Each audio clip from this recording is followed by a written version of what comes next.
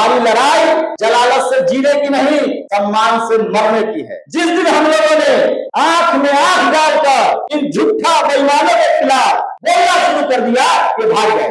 और आज के समय में सबसे बड़ा हथियार, हमारी सबसे बड़ी ताकत वोट की ताकत है। हमें सोच समझकर एक एक जातिवादी मनुवादी सोच वाले लोगों को चुनाव में हराना है। जो वोट पहले लूटते थे, फिर वोट चोरी करने लगे, फिर वोट डालने नहीं देते थे, फिर ईवीएम लेकर आ गया और अब वोटर लिस्ट से नाम काटा जा रहा है। सब इस देश में वो लोग बैठे पड़े हैं जिनके दिमाग में जातिवाद और मनुवाद भरा हुआ है। जो इंसान को इंसान नहीं समझता है, उसकी जाति और धर्म देकर न्याय देता है। उनको सबसे ज्यादा पेट में जो मरोड़ है इस संविधान से, अरे जो लड़ेगा वही जीतेगा। आपको क्या लगता है, आप चुप रहिएगा तो वो आपको जाति नहीं जानता है?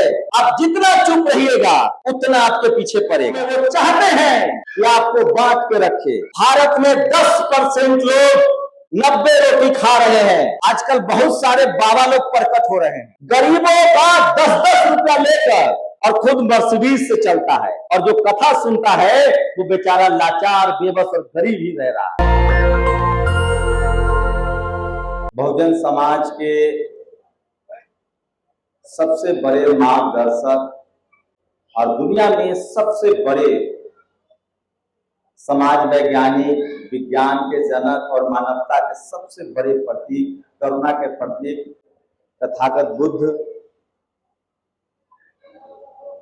और संत शिरोमणि रविदास महाराज, कबीर, बाबा साहब अम्बेडकर, फूले, पेरियार, समय समय पर जितने हमारे संत महात्मा हुए, संत गाडगे हुए और राजनीति में जितने लोग हुए, उन सबको नमन करता हूँ। फूले, पेरियार, अम्बेडकर साहब, बाबा साहब अम्बेडकर।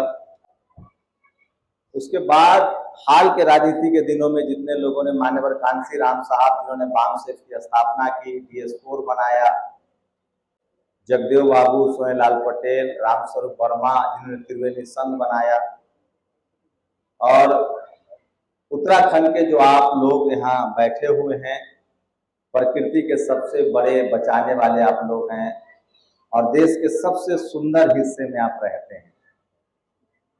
यहाँ आकर अच्छा लगता है और आप लोग के बीच कई बार आया हूँ। और तो मैं ज्यादा कोई राजनीतिक भाषण नहीं दूंगा, मैं कुछ बातें मोटा मोटा बताना चाहता हूँ। पहले तो बताइए कि कितने लोग नेशनल दस्तक को जानते हैं? सब लोग, और सब लोगों ने सब्सक्राइब भी कर रखा है, और तभी 1 करोड़ लोग हो गए। हम यहाँ क्यों बैठे हैं? आज रविवार का दिन है, आप सब लोग नौकरी पेशा समाज के सफल लोग हैं जिन्होंने अपनी मेहनत से, बाबा साहब के संविधान की वजह से एक बेहतर जिंदगी आपने कमाई है। आज रविवार है, आपको अपने परिवार के साथ होना चाहिए था। समय क्यों खराब कर रहे हैं? ये समय हम इसलिए खराब कर रहे हैं कि अगर बाबा साहब ने अपना समय न दिया होता, मैं महापुरुषों बहुत, बाबा साहब से शुरू करूंगा राजनीति से, देश की आजादी के बाद, क्योंकि पीछे तो बहुत चीज है। हमारे वंशज राजा थे, सम्राट अशोक थे, चंद्रगुप्त मौर्य थे, घनानंद थे, मैं उसी मगध की धरती से आता हूं। लेकिन अब हमारे पास कुछ नहीं बचा है। हमारे पास न जमीन है, न व्यापार है, न इस देश के जो बड़े बड़े शहर हैं या गांव हैं वहां हमारे पास संपत्ति है। इस देश के 90% लोग लाचार और बेबस हैं। आप लोगों को जानकर हैरानी होगी कि इस देश में 40 करोड़ लोग ऐसे हैं, 40 करोड़, जिनके पास न अपना घर है और न खाने का ठिकाना है। वो किसी भी तरह से 2 वक्त कहीं काम करके सड़कों पर जैसे तैसे अपनी जिंदगी गुजार रहे हैं। और वो जानते हैं कौन लोग हैं? जिसको बाबा साहब ने संविधान में SC, ST, OBC, अल्पसंख्यक या किसान कहा है। ये वो लोग हैं, मतलब बहुजन समाज के लोग। 40 करोड़, 1-2 नहीं, 40 करोड़ लोग हैं पूरे देश में। उसके बाद 80 करोड़ लोग, 80 करोड़ लोग ऐसे हैं 5 किलो राशन पर गुजारा कर रहे हैं। आपको आज बहुत चौंकाने वाली बात होगी, मैं अभी डेटा देकर बताऊंगा। 80 करोड़ लोग ऐसे हैं जिनके पास एक ठिकाना तो है, घर है, लेकिन उनके बच्चे स्कूल नहीं जा रहे हैं, उनका कोई भविष्य नहीं है, वो लाचार हैं, बेबस हैं, मजदूरी कर रहे हैं, वो किसी तरह से अपनी जिंदगी गुजार रहे हैं। उनके घर में कोई बीमार पड़ जाए तो वो अस्पताल में, सरकारी अस्पताल नहीं जा सकते हैं, प्राइवेट की तो बात ही दूर है। प्राइवेट में तो इलाज कराने की उनकी हैसियत नहीं है। वो अपने बच्चे को सरकारी स्कूल में भेज दे, वही बड़ी बात होगी, प्राइवेट स्कूल में पढ़ाना उनके बस की बात नहीं है।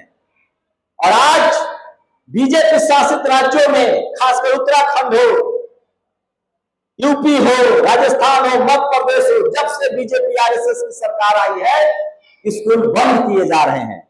उससे उस 80 करोड़ लोग जो चमड़े का काम करते हैं, लोहे का काम करते हैं, सफाई का काम करते हैं, खेती मजदूरी करते हैं, बिल्डिंगें बनाते हैं, सड़कें बनाते हैं, लाचार और बेबस है, उनकी आने वाली नस्लें भी लाचार और बेबस हो जाएंगी। और वो 80 करोड़ लोग गरीबी में पैदा हुए थे और गरीबी में ही मर जाएंगे।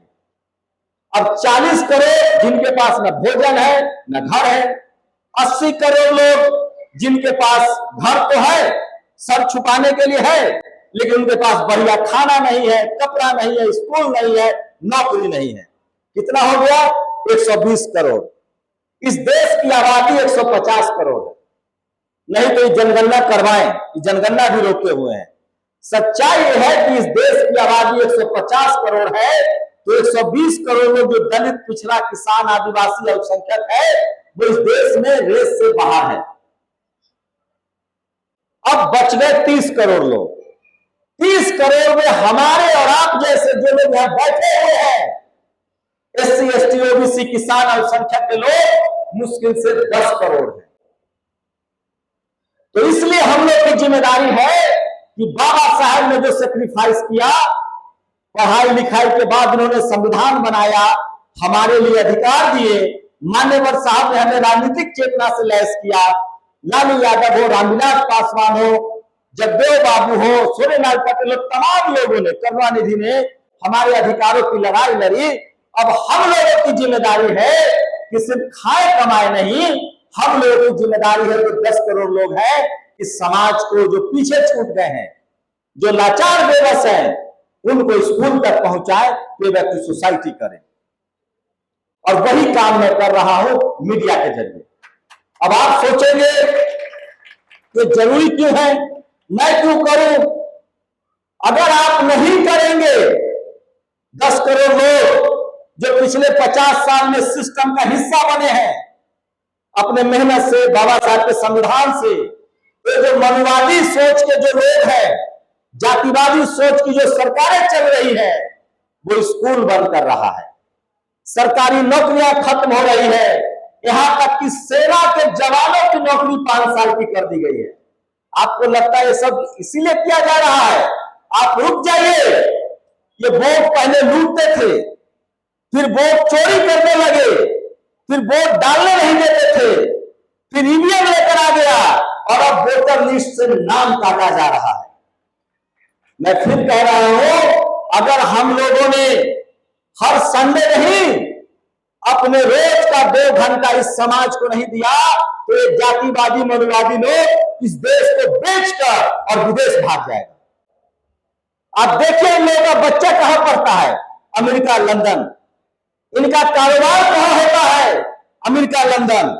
ये अपने बच्चों को अमेरिका, लंदन शिफ्ट कर रहे हैं। भारत में 10% लोग 90 रोटी खा रहे हैं। शहर उनका है, जमीन उनकी है, सारी बड़ी नौकरियां उनकी है। और जब हमारे लोग किसी भी तरह से, आपके बच्चे, हमारे बच्चे या हम जैसे लोग पढ़ लिख के आज कॉलेज, यूनिवर्सिटी पहुंच रहे हैं, तो सरकारी नौकरियां खत्म हो रही है।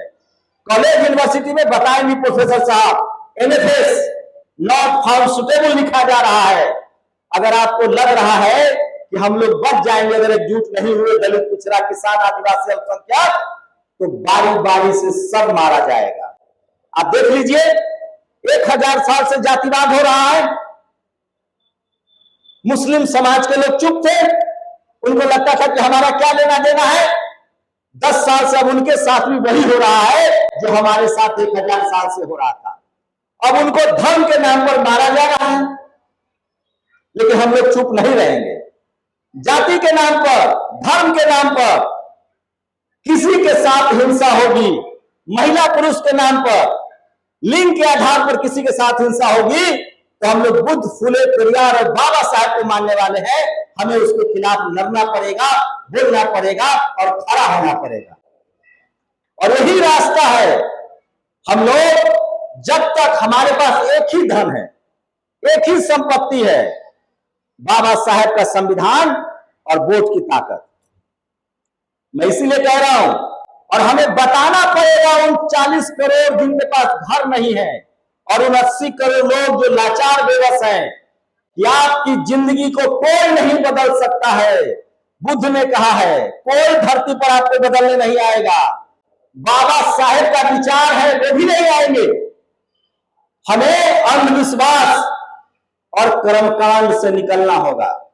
मैं एक बकरी चराने वाले का बेटा, मेरी मां आज भी बकरियां पाल के गुजारा करती है।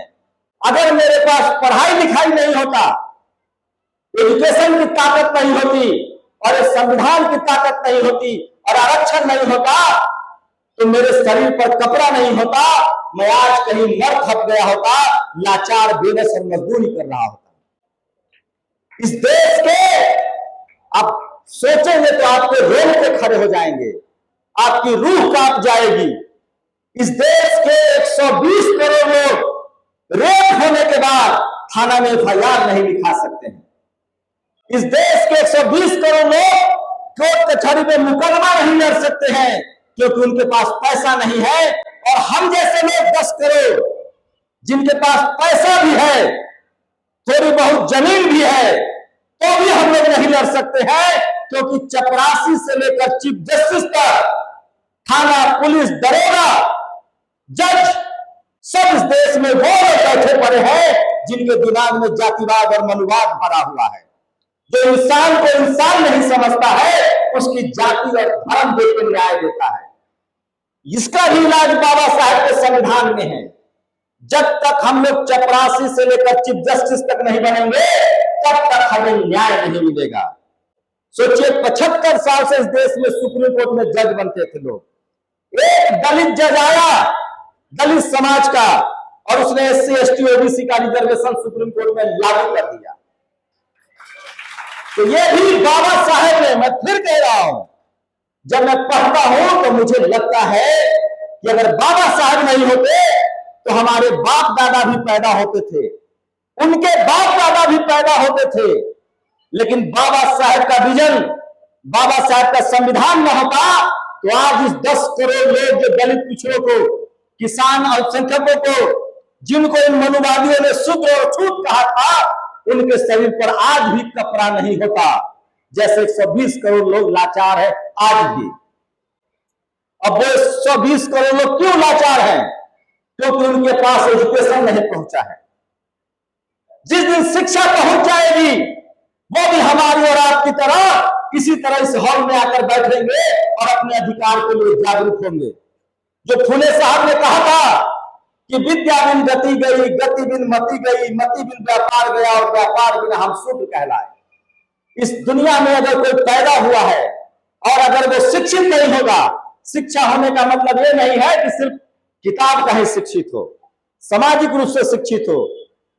और यही कोशिश है, शिक्षा वो हथियार है।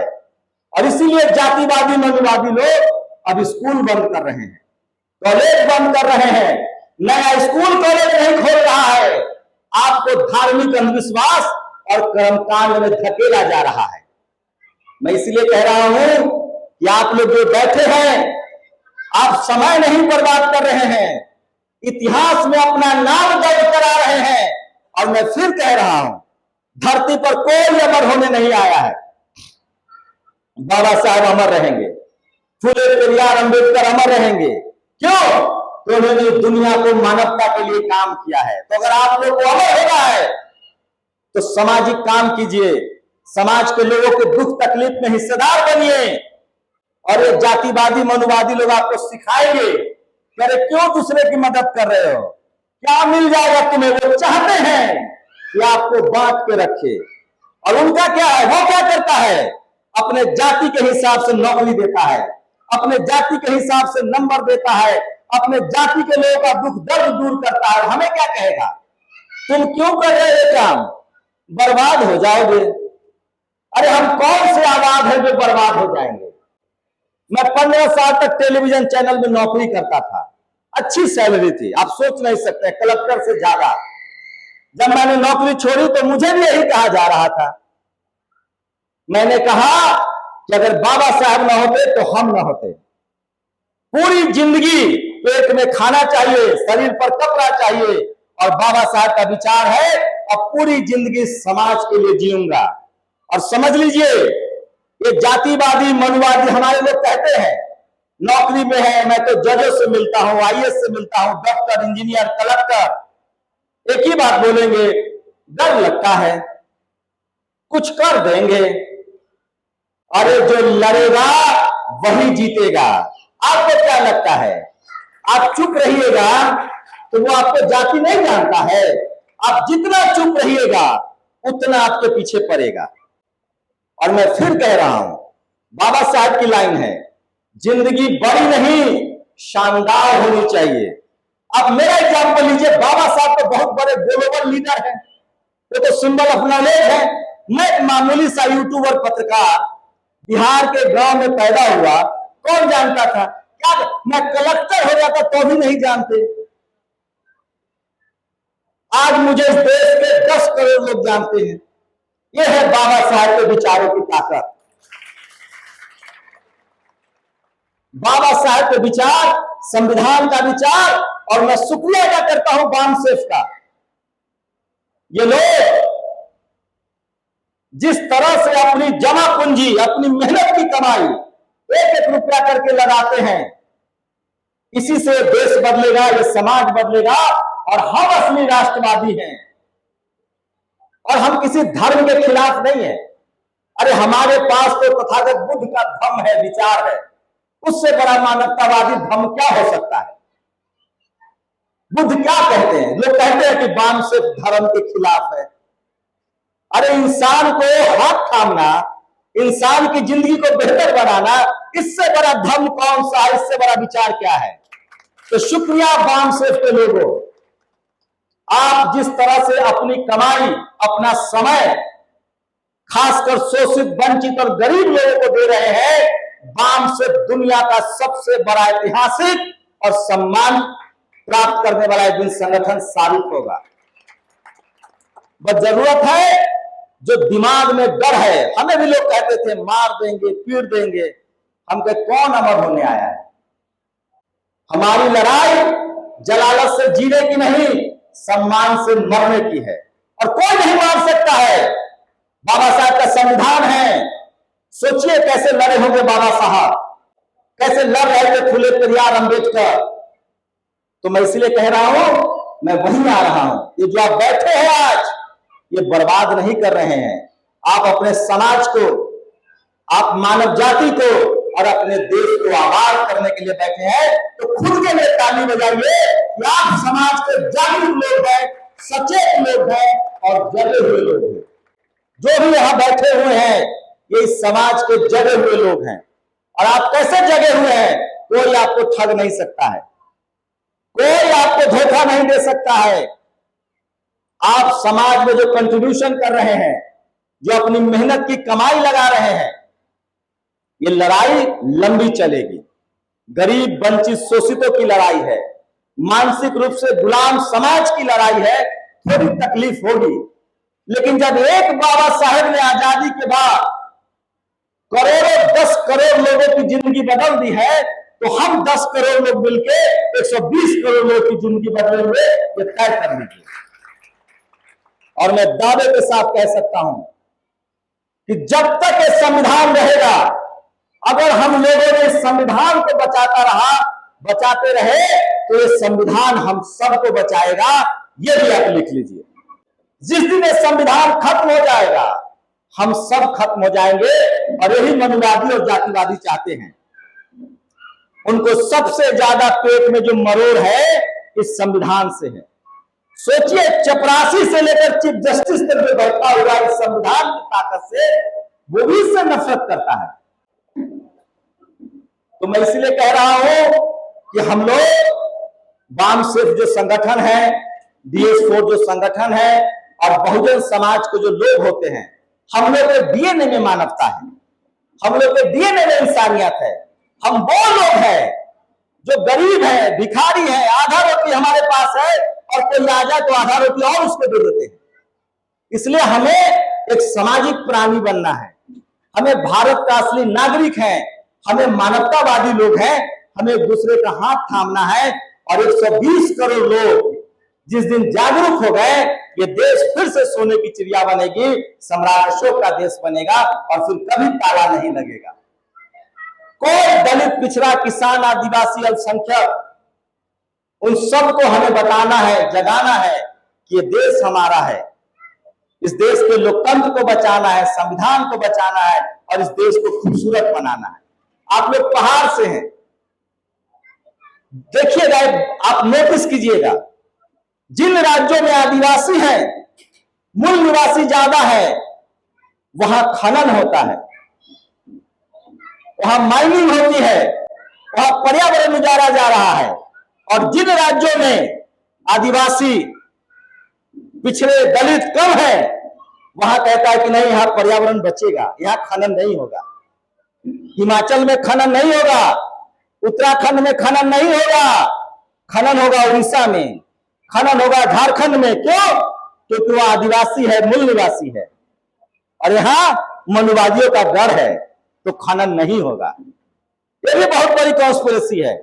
लेकिन हम लोग पर्यावरण को बचाने वाले लोग हैं, नदी नालों को बचाने वाले लोग हैं।